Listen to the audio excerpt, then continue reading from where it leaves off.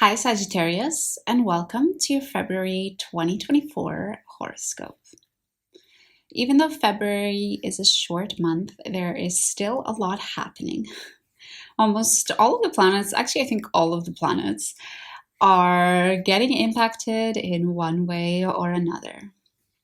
So that means whether you're somebody that's more influenced by Mars transits, Venus transits, Pluto transits, then we're all going to be feeling at some point in February some intense emotions and have something interesting, fun, or not so fun happening in the month ahead. But let's get into what you can expect more on the day-to-day. On February 6th, Venus squares the nodes and the Sun trines and sextiles the nodes. The nodes in Libra and Aries are teaching all of us collectively to set boundaries, to stop compromising on things we don't want to compromise on. And on this day, your ego might especially be pushing you extra hard to set boundaries. Perhaps it's enjoying it so much and really driving all your boundary setting for the day, even when it might not be very necessary or needed. But at the same time, you also realize that you're a human on this earth that needs relationships, that cannot live without them. And you realize that sometimes those relationships require sacrifice as well. So it's a really interesting day to try and strike a balance between the two. There's a lot happening on the 7th of February as well. And this time it's including the planets Uranus and Neptune. So the Sun is squaring Uranus, Venus is trining Uranus, and Mars is sextiling Neptune. Because Mars is in your second house, there might be some actions you're taking around your money that feel sort of inspired. Actions that come out of nowhere, so it almost feels like they're inspired from, a place above. But they are really the right actions, and they're really the type of actions that feel aligned with you and that just flow out of you as well. And to those that don't know you very well, these actions might seem a bit weird, a bit strange, and they might be sort of judging you or thinking you're a bit weird or a bit unusual when you do these things. But just remember that those that really know you, those that are really close to you, know that these actions are beautiful and that they're actually really deeply aligned with your soul. On the 9th of February, there's a new moon in Aquarius in your third house. Pluto has just entered your third house. It entered it on January 21st. Take a look back at what happened on that day, January 21st, because maybe on that day you felt like you wish some things went differently. You wish you really reacted a different way or responded in a different way. And this new moon is a perfect time to start doing that. It's a perfect time to start that new chapter in regards to your communication, in regards to the way you show up in your local community. On February 12th, Venus in your second house is sextiling Neptune in your fourth house. You've been really learning about your resources, your money, your self-esteem for the last 15 years. And now that Pluto has finally left, and now that Venus is also about to leave and Mars as well, it's almost like you have a beautiful day where you really just realize all that you have learned and that it was for a higher purpose. Neptune allows us to connect to the spirituality of a lesson and to the meaningfulness and higher purpose of a lesson as well. So this could be a really nice day to reflect back on maybe some of the harder parts, because it might help you reframe it in a more positive light. On the 13th of February, Mars enters Aquarius, or your third house, and as it does that, it conjuncts Pluto. Mars and Pluto together is quite powerful energy. You might feel quite antsy. You might feel very like you need to do stuff. There's a lot of energy in your body.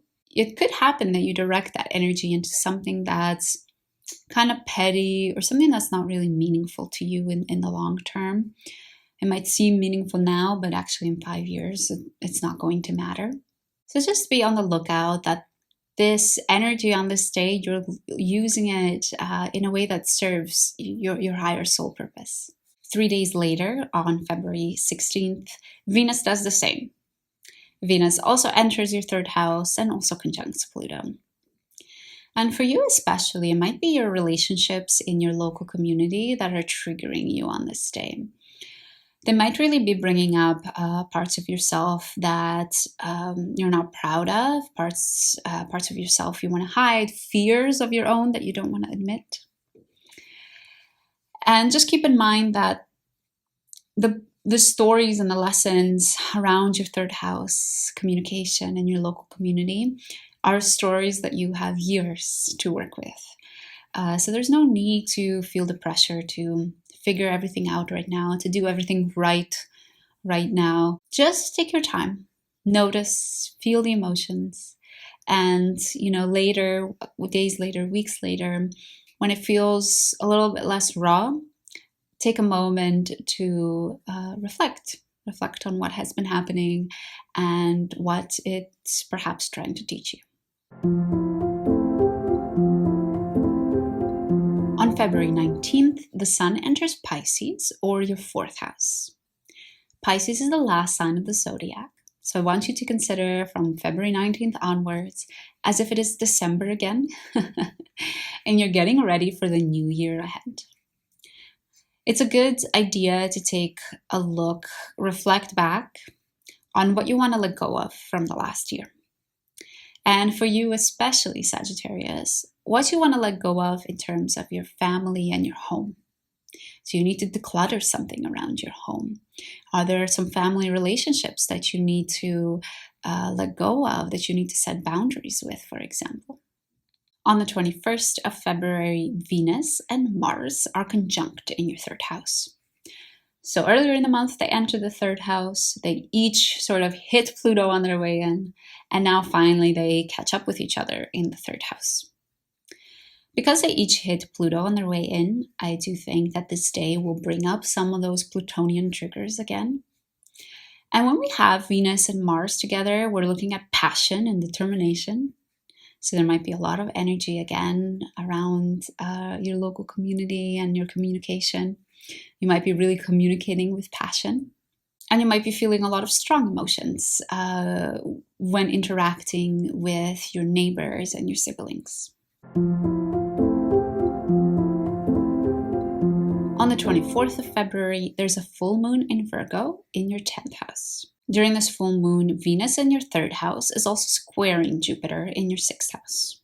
The sun is shining its bright light on your career, and it's making something that you've been unsure about quite crystal clear. All of a sudden, you know the actions you need to take. You know what you need to do. And because of that, you might feel a sense of relief. You might feel like celebrating. You might feel like letting go, loosening up a little bit.